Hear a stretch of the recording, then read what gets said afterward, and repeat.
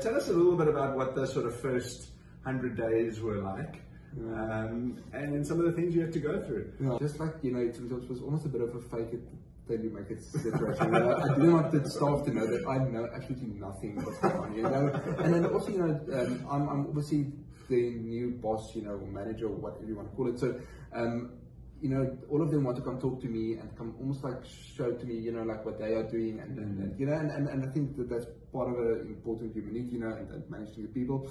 But 90% of the things they're telling me, I had absolutely no idea what it was, or what they needed. They would come to me with a problem, and I would be like, I have no idea what this is. So I think you kind of learn, and then you kind of build your confidence. But I think walking in there, I knew we're not gonna upturn the tables or change anything immediately, but and everything should just continue, and I think also with the mindset knowing that I'm not a pharmacist, and I'm more there to support the staff.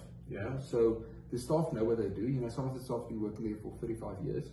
How can I best support them? And they are actually the ones doing the work. And knowing how everything operates. So coming in, how can I support you? So I think we came in with that mindset, which helps a lot, because otherwise, if you can think of everything that go wrong, I will never sleep.